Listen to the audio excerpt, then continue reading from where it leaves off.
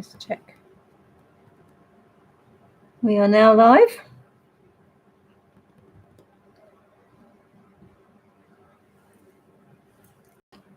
Let's see if anybody joins us.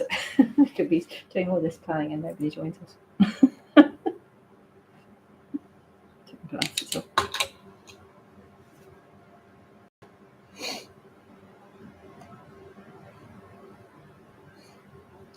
I didn't schedule it because I was worried that the same thing would happen last time as last time. Oh, somebody's joined us. Hello, people.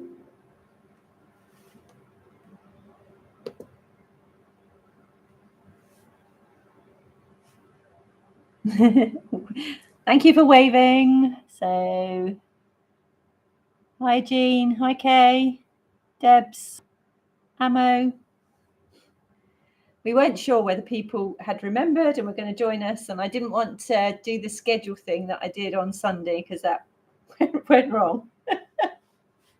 So yeah, so I don't know how many are going to join us. Conscious it's a Friday evening. So Cheryl, Jean.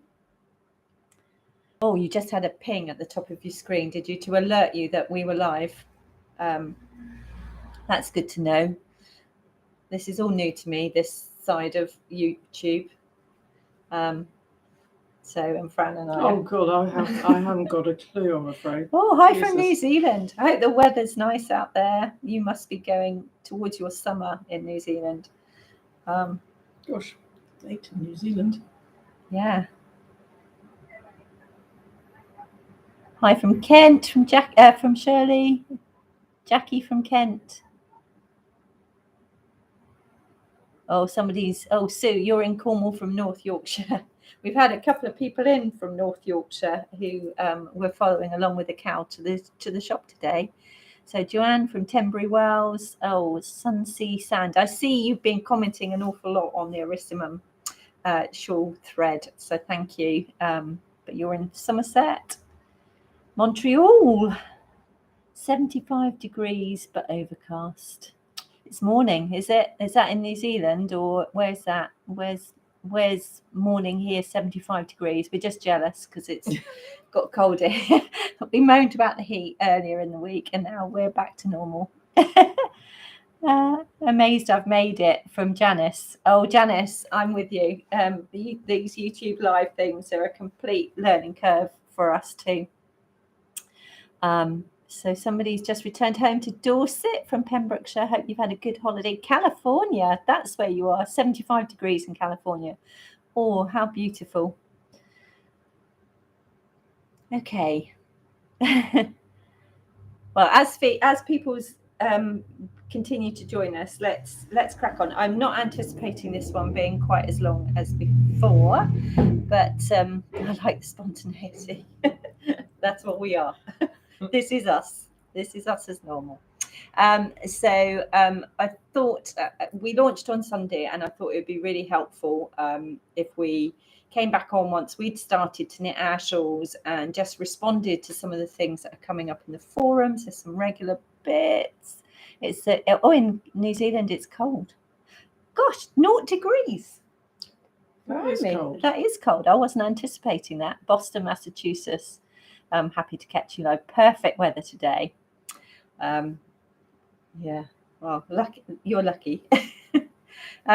So thank you everybody that has been taking part in Ravelry, and I know not everybody is able to use Ravelry or wants to use it, but those of you that have, it's been great to see the conversation happening there. Fran, you've been on too, haven't you? Yeah. Fran's keeping an eye on some of the comments on her iPad as we're doing this as well. But yes, it's been really good to sort of hear you. One of the ladies in the Arissimum called Vera asked us to put in a thread about introducing yourself and saying where you're from, and so I've put that up in the forum. So those of you that are on Ravelry, you can go on there. If not, you can just comment as you are on this today. Air, so somebody's in air. It's wet and cold here today. Autumn has most definitely arrived. The bonus of it being autumn, though, is that it's definitely woolly weather. Woolly weather. Yeah. It's not just sweater weather; it's woolly weather. So you can get out those woolies. You can get out your woolies. You wear your hats. Get those fingerless mitts out before it gets. I don't know about you, but moths. I don't know whether haven't had anything. There's loads of little tiny moths this time of the year, and they're around everywhere. And we haven't had them in the shop, but it is a bit of a issue when you own a yarn shop, is making sure that you don't get any moths in them. Yeah, I suppose people always say as long as you rummage through, they don't like light, they don't like movement. So if you're handling your woolly goodness, then and shaking them out, then that tends to discourage them. But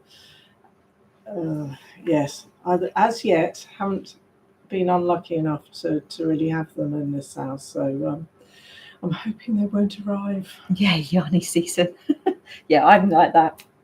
Mind you, every part of the year is yarny season to me. I had a lady in today who was talking about, we were talking about the heat at Unravel, the yarn festival I was at last weekend. And I said, I take my hat off to people that were coming in and buying yarn in like 34 degrees centigrade and even hotter inside. And she said, let's face it, if you're a yarny person, it could be 50 degrees and we'll still find something to buy. Which I had to have a giggle at. Right, on to the shawls. So hopefully everybody's sort of at least had a read of the pattern. Some of you I know were doing swatches. We discussed last time, I don't think. I sort of did, obviously, I did all the little samples. So I didn't feel that I needed to do the swatches necessarily. And I think I didn't. I had a feel of how the fabric was after I'd done a little bit, after I'd done a few rows, and I was happy with the way it was feeling. So I thought it would block out really nicely and fill out. It wasn't feeling tight and stiff or so loose that you could put your finger through. So I was happy to carry on going, and I think that's the nice thing about shawls is that on the whole, most shawl patterns start off on the small end, if you like. I mean, there are some lace ones that start on. That can be tricky though, can't it? Because if you've got a really small bit to start with, and particularly if you're knitting with superwash yarn, which can be quite slippy anyway, it can be, you're like a bit all fingers and thumbs. And again, on my thread, and sorry, I didn't take a note of the person that said this, but somebody suggested starting the smallest point on DPNs with the stopper on the end, just so it feels a little bit more manageable. That's true, it can be a little bit, because otherwise you feel like you've got this huge great cable if you've got like 100 centimeter cable, and then you've got like 3 or 5 stitches. Yeah, I did start on my shorties actually, which made it easier. Yeah, because if you haven't started, or if you felt a bit like you were fingers and thumbs, that's perfectly normal for those. But once you get a tiny little bit of fabric starting to grow and that weight starts to build in, I think you find it's easier. There was some comments as well about the sort of pros and cons of superwash versus non-superwash. Obviously, anybody that purchased the kits that contained blue fern yarns, that was a superwash yarn, although the cream version of the Aster shawl, this one from Natural Fibre Company, this yarn is the contrast yarn's a Blueface Leicester, and this yarn is a what is it? Can't see what the blend is. This is merino wool, alpaca, and recycled nylon. So yeah, I suppose that would be a superwash. I think it would be, because it's a sock, isn't it? Amble, it's a sock yarn, so I think it probably is superwash. Doesn't feel as slippy, this one. There is a toothiness to it. But superwash normally, if you've got like a sock yarn or a merino blend, it can be quite slippy. And I saw in the thread that a couple of people were talking about whether to change to wooden needles, and wooden needles certainly are stickier. They hold on to the yarn a little bit more. So if you are finding that a bit of an issue, do think about whether it might be worth just trying a different needle. Because my Chiaogus are pretty slippy. Yes, and I think I said in a post that I put on Ravelry, but pull this up a bit so we've got a better if view of people are us. having problems with the centre double decrease on the pearl side, if you're working on interchangeables, a really good tip is to change your tip on the left-hand needle, because if you put a really much finer one, it's not going to affect your gauge, because your right-hand needle is the one that sets the gauge. So if for that pearl row you just swap your tip over, that allows you a little bit more room on that left-hand needle when you're manipulating the stitches. You can get that finer tip in around the twisted stitch on your right-hand needle much more easily. Especially if I think the knit pros, they're quite blunt and rounded, aren't they? So if you can, if your needle is quite a rounded, short length of tip, well, I mean the taper is short. Yeah, I haven't got any here to show you. If you could swap your tip over on that pearl row, you'll find it much easier. Could you use the DPN to do that? Well, the thing, it only really works with an interchangeable. Otherwise, you've got to transfer all of your stitches onto something else, which you could do if you're finding it really difficult. But that's where interchangeables come really handy, because you can do this changing the left-hand tip thing around, and it really it helps when you're doing lace work, especially being able to have more room on your left-hand needle. Have you found the needles, the needle size? Because what size was the Aster shawl? Was it's 3.5 for the majority, but when you come to the garter rows, we show you. So when you come to the garter rows, you change to a slightly smaller needle.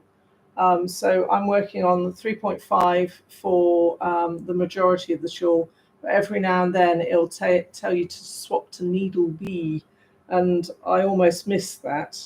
So I've now gone through the pattern and highlighted where the needles change. I think it's just to make that a little bit tighter. Yeah, because garter tends to be looser. Yeah, it's looking stunning though, isn't she? Fran's put me to shame because she's done much. Well, we were staying on the boat the other night, so there wasn't any entertainment, and all I could do was knit. So I was going to take a picture. Actually, it was so pretty, very still water, and we had herons and things at the back of us. So this bit here, I had it then in my sights. So that bit here, I don't know if you can see it, is that tab that you knit to start with, isn't it? And then you pick up the stitches around. So hopefully, I always get the angle wrong for this. Hopefully, those of you that haven't started, that will sort of help to show you clearly how you do that. It's quite a long garter tab. It's the garter tabs I've done before have been short and stubby. Squarer. But I think it will mean that the shawl will actually sit very nicely on the back of your neck, because it's almost a crescent shape, isn't it? Yeah, it's almost a back of neck width on that flatter it does look like of the garter tab. So I think it'll sit very nicely on the back of your neck. That's going to be lovely. It's feeling beautiful, and I think it's going to block out really prettily. I think some of you have commented on the needle sizes that you used and the fabric that you get as a result of the needle size, and I think a few people decided to go down a needle size or half a size, shall I say. Whatever you do, that's fine. It's just getting the fabric that you like, really. I should say with, and somebody has reminded me that amble itself is like an eco wash. So whilst it can be machine washable, they've removed the chlorine from the process of making it super that's wash. Interesting. So when the fibre company created this, they did a lot of research into how to make it as sustainable and environmentally friendly as possible. So it has recycled nylon, and they removed the chlorine process from making something super wash. Yeah. But you can wash it at 30 degrees in a washing machine, but then obviously you have to dry it flat and pin it out. Hopefully with the shawl you don't have to wash things too often. So somebody's asking, are you asking people to name which shawls they're knitting? That would be cool, wouldn't it? So people, if they wouldn't mind just popping a comment in, just saying I'm knitting Erissimum or I'm knitting Aster, that would be cool to see who's listening. But yes, so with needle sizes, just pick a needle size that gives you the fabric that you like. I know the Erissimum shawl, which, as I said, I've not done as much as Fran. I've cast on, and I'm just starting my first bit of mosaic knitting, and I'll come to some information about mosaic knitting in a minute. Which shawl are you knitting? Which shawl is the KAL for? The KAL is for both the Aster shawl and the Erissimum shawl. So if you haven't joined before, that's the two shawls that we're knitting along together over the next nearly 3 months. So this Erissimum one was a 4mm needle, and I think it really depends on how drapey you want the fabric, because I've stuck to the 4mm needle. I'm a just on the relaxed side of normal knitter. And I would say I'm slightly on the tight side. Yeah, so I'm quite happy with, because I think for this sort of shawl it's going to be nice and light and drapey, but warm enough that I can wear it at all times. Obviously, if you're knitting a woolly wool shawl, then that's going to be sort of a bit thicker and around your neck. So I'm knitting the Aster. I still need to wind my yarn. It's always a bit of a commitment, isn't it? Do you wind it all at once, or do you wind the first ones that you need and kind of wind as you go? It's always a bit of a dilemma how long you want to and is there anybody around that's patient enough to hold their hands out while I wind it if you haven't got a winder? We're lucky in the shop, we've got an electric winder. So yeah, that's a godsend, I have to say. So there were a few questions about needle size and what sort of fabric you get. There were some around superwash versus non-superwash. There were some around loose ends. Oh, loose ends. I've got lots of loose ends. Yeah. Because obviously you're changing colour quite frequently. I've got a little fringe going on mine. You've got a little fringe. Yeah. I found with the Erissimum, and the light's not great here to be able to show you this, but I found here where I've only got sort of a knit and a purl and then I change colour, it's quite neat to take it up the outside and just carry the colour. Where I've got a bigger gap than that, I do leave a tail. Are you a sew in as you go person? No, I tend to just what I do when I join a new yarn is I actually knit the tail and the yarn together for about 3 stitches just to secure it, to stop it going baggy. I do exactly the same. And then when I've finished with it, I weave it in a bit like I'm doing stranded knitwork for a couple of stitches, again just to secure it. I know it's not enough, and I'll have to go back and get a needle, and I'll probably duplicate stitch along the back, because it definitely has a right and a wrong side. It's not a reversible. You want the back of it to look as neat, even though, and Celine, who's the designer of the Erissimum shawl, anybody that's in the Erissimum group, she's been great, hasn't she? She's been coming on and commenting, and she showed an amazing photograph of the back of her shawl in this colourway, actually. And it looked beautiful. It looked stunning on the reverse side, and I think this one will too. It'll just look very different, I think. So it will look nice on the back. That's interesting you said about, I can see now where you've weaved some of your stitches. But it just stops it going super baggy, I think. Yeah, we'll get the hang of it.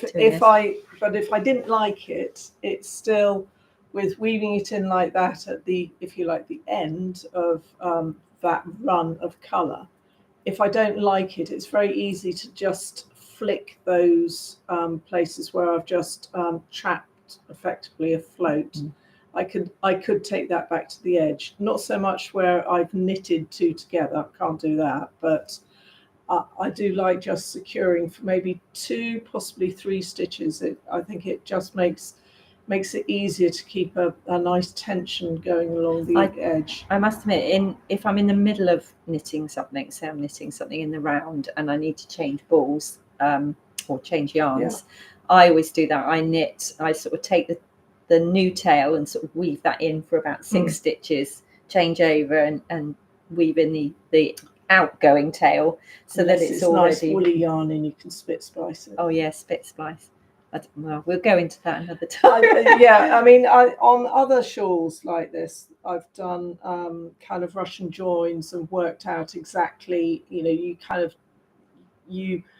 knit it, then you undo it, and you work out exactly where the colour change will be, and then you can Russian join them together. So when you get to the edge, you've already joined everything, and so you can do that, but it's a bit of a fiddle.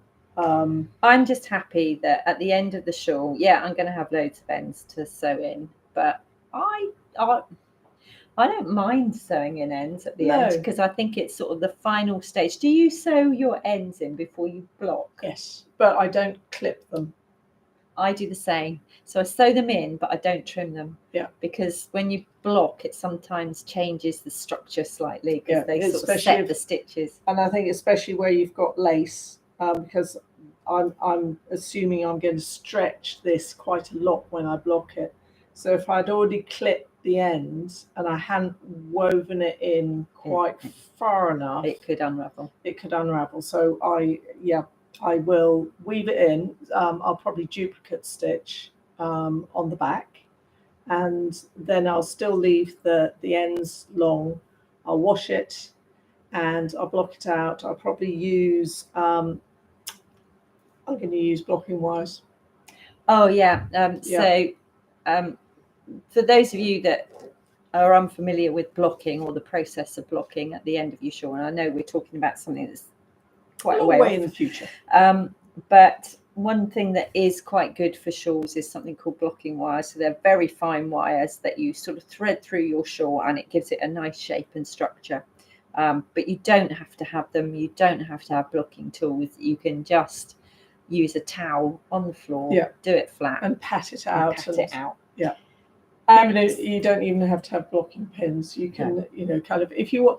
I think if something is a true lace shawl and you've really got to open it out, you do need to pin it. But this isn't, is it? This isn't. No. You could definitely just wash it and gently persuade it to open out, I think. So going back to the ends, so the question was, do people weave them in as they go, and can you take them up the side? I think if it's a very sort of small jump from one to the next, they look perfectly neat going up the side. But I don't sew my ends in as I go, so to speak. I probably would do what Fran does in terms of maybe catch them for a few stitches. But I go back and sew mine right at the end, but I don't trim them until after I've blocked them.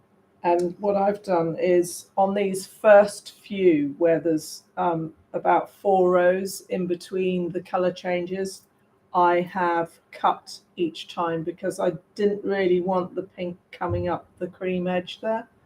But up here in the garter section, where there are 3 darker ones together, I've just taken the yarn up the side. And what I do is, when I'm coming back along the purl row, before the last stitch, I'll bring the yarn that I'm carrying, I'll bring from the right side of the needle to the back between the 2 stitches, knit the final stitch, and that just traps the yarn that you're bringing up enough that you can keep an even tension on it. It's a technique that Melanie Berg uses quite a lot, and I think in her forum on tips she's got it written out, and I think there might be even a video link in there. So check out maybe one of Melanie Berg's forums with tips, because obviously she's a great shawl designer and is designing them all the time. So don't worry if some of these tips are overwhelming. You just do what is natural to you. As I said, you don't have to do anything with those ends in terms of you can carry them up the side if it looks neat. If it doesn't, just leave a long tail of about 6 to 8 inches. I'm going to go in inches. And then you can go back right at the end and just weave them in with your tapestry needle. It doesn't take very long. So another question that I've had is about the I-cord. So the Arissimum shawl has an I-cord edge here on the edge. And you achieve that by, at the end of every right side row, you slip the last 3 stitches purlwise with the yarn in the front, and then when you turn around, you sort of wrap it around. And some people have been asking about the tension of that in terms of when you start to knit the stitches on the other side, do you need to pull it tight, and does that cause like a roll there? I personally don't pull it too tight. I just knit with my normal tension, so I don't pull it any tighter, because as you get further into the shawl and as you go to block it, what you don't want is this edge to be really sort of, so this edge here, to be really tight. Yeah. You want it to have that flexibility so that you can block it into a nice shape. So just try and don't leave it baggy or loose, but just relaxed, I would say, as you wrap it around to begin your knit on the other side. Yeah, it doesn't need to be a tight like edging, does it? It doesn't. No. It's not like you're trying to keep a little hard tube. It's no. So I'm onto the mosaic. And I sort of paused here because I wanted to talk about the mosaic, because there have been a few people that have been, as we knew before, they were a little bit worried about doing it.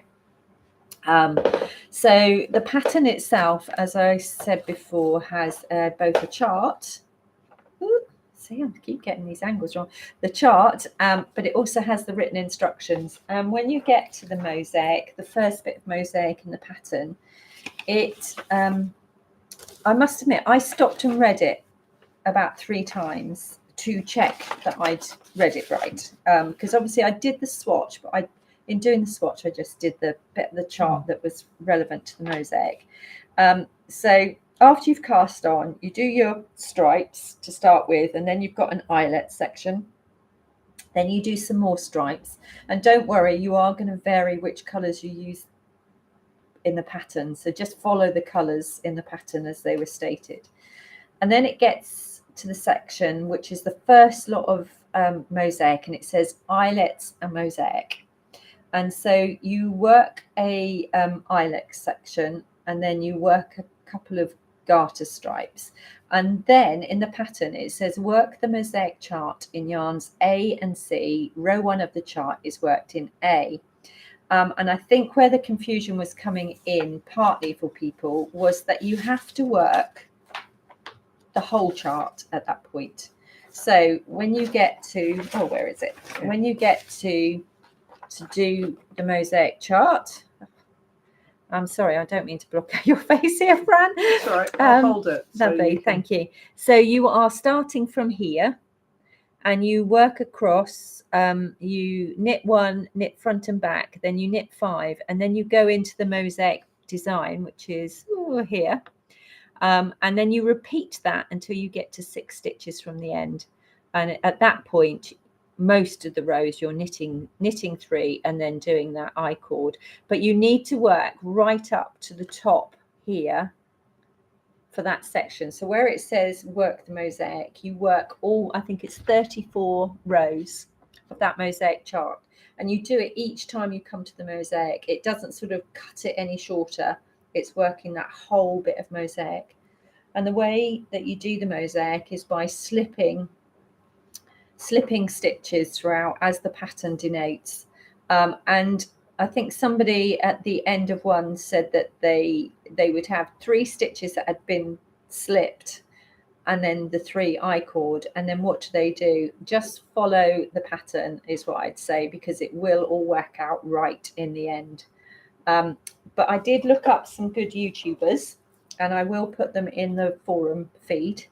So mosaic knitting, so Wool and the Gang had a really good YouTube video, and a YouTuber called Nimble Needles, which has got a huge following. And you had another one as well, didn't you? ACK Knitwear. We can put it. We'll put it in the feed. And she did a fantastic series. I think it was part of her either learn more about knitting or confident knitting or something. There's a whole series of fab videos, and there's one all about mosaic, and she's a really good instructor. She's on YouTube, and I think she's still got a website. It was more extensive, but she's a very, very good instructor. She used to be the technical person in the Knitter. Oh, right. A few years ago. I mean, my go-to person for any, if I'm telling anybody in the shop to look at YouTube for instructions, is usually Very Pink Knits. I think she's excellent at what she teaches, and the way she teaches, really first class. And I tell people and I like that she gets straight to the point. Yes. So you don't have sort of faffing around with loads of adverts, and I'll mention adverts in a minute as well. You don't get sort of faffing around with loads of adverts before, you get 5-6 minutes in and you still haven't sort of actually done anything. Or people who keep fussing around with the yarn and the needles, putting them up, setting them down, and you kind of go, please cut to it. Yeah, so other people are agreeing they like Very Pink Knits. I love the comment from Deborah, which she's in Falkirk. It said Drake about people that they've seen, but I'm taking my knit slowly. I mean, the Arissimum shawl is just literally garter stripes, an eyelet stripe, garter stripes, mosaic, and then you sort of repeat that, but you sort of play with the colors a little bit. So once you've sort of mastered those 3 different techniques, and then you get onto the lace border at the end, which is a very simple lace pattern. The Aster shawl, to me, again, is sort of quite repetitive once you've got past. It's not complicated, and each row is pretty much whatever you're doing. You just keep repeating about. Probably there's never more than a run of about 6 stitches that you have to memorize. So it's not like you're having to refer back time and time again to, or that thing with lace knitting where you keep on putting stitch markers so you know where you are in the repeat. It's not that complicated. So I wouldn't bother putting stitch markers in it. I don't think it's necessary. I have just on the ends, just as an aid memoir, I've got one at either end, which I move every now and then. It's just so that when I've come to the end of my knit row, I count that I've got exactly the same number of stitches on either end of in front of my stitch marker to make sure that I've done the increase. Yeah. Because there's been a couple, I wasn't concentrating terribly hard. I got to the end of one row and counted it before I went to the next section and went, I'm missing 2 stitches somewhere. I think it's the one at the end of the row I quite often forget to do. So by doing that, it just makes me stop and kind of double check before I race ahead on the purl side and get to the other end. So we've got a question here. Has the Aster shawl got mosaic as well? It does. Yes, it does, but it's a very simple one. It's just a little, effectively an interrupted bar. So you've got you're knitting 3, and then you're slipping 1, and on the other side you're knitting 3 and you're purling 1, and it's just creating this little color bar. I have done other mosaic, like this cardigan's also mosaic knitted, and the only tip I would say that, like with stranded knitting. What pattern is that? This one is a Truly Myrtle pattern, and it is flusy. Oh yes, I remember. Flusy. It's lovely, isn't it? I love that pattern. And it's much simpler than it looks, because everyone thinks it's stranded colour work, but it's not. That's all mosaic, isn't it? It's all mosaic. Yeah. I can see that is, but this is all mosaic. Wonderful. Anybody that's seen the pressed flower shawl or the pressed flower cowl, that's all mosaic knitting. When you're doing the mosaic, like with stranded knitting, don't, on your left hand needle, keep on stretching out your work. Don't let it stay really bunched up, because you still want You want the tension to You be want right. the tension to be right. You don't overstretch it, obviously, but just keep it to, if you like, the natural width of the stitches. Don't have it all kind of scrunched up on the needle. Because when you try and sort of extend it out to its normal length, you might find that your tendency might be to pull it a bit tight.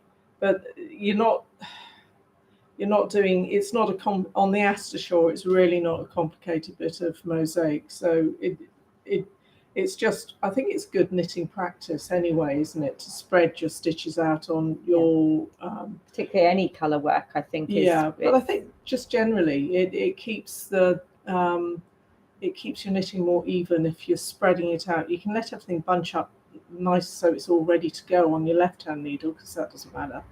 But on your right hand needle, it's always good to just keep on, smoothing them along the needle so they're nice and relaxed.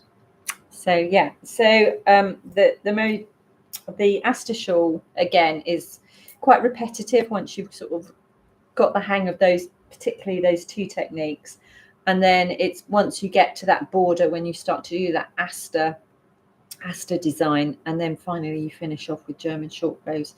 So in a sense, both shawls are very similar. You've got like repetitive bits, and then the border of it, the edge of it, is different to give a different feature. And when we come to that, we'll explain that in a little bit more detail. So those of you that are looking at it and thinking, oh, I'm not sure, don't worry, we'll help you. Do make sure that you start to share on Instagram as well. Some of you, I'm starting to see the hashtag Stitches and Cream KAL pop up, but do share if you're on Instagram. Sorry. Get her. I haven't done it either.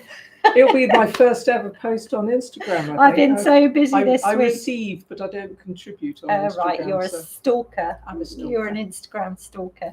Yeah. I probably am on my personal one, I have to say. I don't get time to do it, but I've been so busy trying to launch we've got a sock club launching at the weekend. So I know some of you have been asking questions about it, but it launches over the weekend, but I've just been so busy getting ready for that because it's taken so much prep that I've not. You should have seen all the boxes that were going out. They were piled high with these delicious yarns. So it looks like it's going to be a super nice. We've been trialing it with a smaller group of people ready to launch it this weekend. So anybody that likes knitting socks, keep looking out for it. So do the hashtag. If you're in Ravelry, please comment. I've put up a thread tonight which is about introducing yourself, say where you're from, what you like to knit, so get involved in that. Ask any questions on there. If you're not sure, I know some of you have been messaging via the website, so if you go onto the website, it's got a contact form. If you complete that contact form, it will come straight to me. If it's Aster related, I'll probably ask Fran to help me because she's actually physically knitting it. I'm knitting the Arissimum. But if it's Arissimum, I will get back to you. I try and get back to people within 24 hours, but forgive me if it's been a bit longer this week just because of everything else that's been going on. But I do like to respond as quickly as possible. I'll keep checking the Rav feed as well. And I will put up the YouTube. Tomorrow I'll put up those YouTube for mosaic knitting for those of you that are interested in the mosaic knitting. Those of you that have started and have got a little bit frustrated and whatever, just persevere. Remember, this is meant to be fun. If you get really stuck, there's going to be somebody on there that can help. I've seen lots of people offering to help. And as I said, it's a really friendly group. It's a lovely group, nice and everybody seems to be really sort of contributing, which is lovely. And in the Arissimum one, certainly Celine Fainton has very kindly offered to give pattern support if people need it as well. I think unless there's anybody who's got any burning questions, and was really stuck on something, we might be able to help. With the Arissimum as well, if you aren't familiar with using charts, because it is a little bit more complex in the mosaic knitting than the Aster is, I actually referred to the written as well as the chart because it did help me, because as I said, I did read it a few times and think, oh, what's needed here? And then when I worked out, I thought, actually, I'll look at the chart, but I'm going to actually take it from the written and just use the chart as a reference point. Yeah, And I I think found it can that be really helped. helpful to have both the full written out instructions and the chart, because they reinforce each other. So if you're not sure about something, Yeah, and it also helps if you've never done a chart before. It's quite a good time to, when you've got a pattern that has both the written and the chart instructions, it's nice easy into learning how to read charts as well, which is because some patterns only have charts. So, but it'd be lovely to see your progress. So do share, however you want to share. Do share, and if you are on Instagram, use the hashtag as well, so that we can start to share. We'll be back in hopefully a fortnight's time. I'll post up when we're coming back, but probably 2 weeks today at the same time, 7 p.m. As I said at the start, it's not a race. So don't feel that you have to progress very far. It is not a race. It's about doing something together and connecting with other people.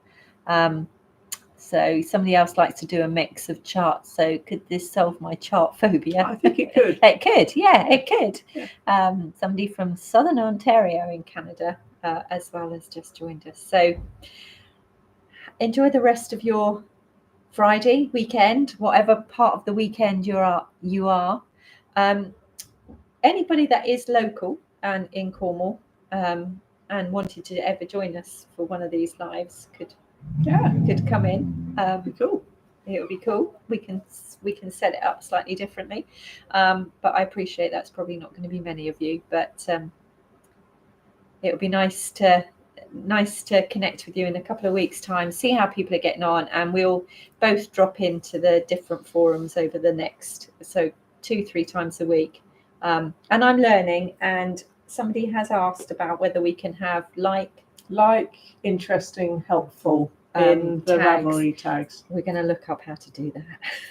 Because I know what they look like. I've used them, but I don't know how. I've never been on the moderator side of Ravelry before. So, and also, if you want to upload a picture of your progress on Ravelry, if you need to have created a project first and have put the pictures into your project. Once they're there, it's really easy when you're writing in the thread. There's a little there's a toolbar at the top of the thread box, and it can allow you to put in a YouTube link, a hyperlink, to a website, and also upload one of your pictures. So once you start typing, you'll see this toolbox comes up, and if you just sort of hover over each one, it will tell you what you can put in and how to do it. It's got like a little landscape picture, isn't it? It has. It's got like a little picture. Yeah. You click on that and it asks you where you want to take the picture from. And I have gone on, and I didn't realise, those of you that have watched this afterwards, I didn't realise that all those adverts would come in, and I can totally appreciate how irritating that would be. So before we started, I did go in and try and remove any adverts at all. So hopefully this time it will be advert free. So anyway, enjoy the rest of your weekend. Happy knitting, and we'll see you in a couple of weeks' time. Bye. Ooh, end stream.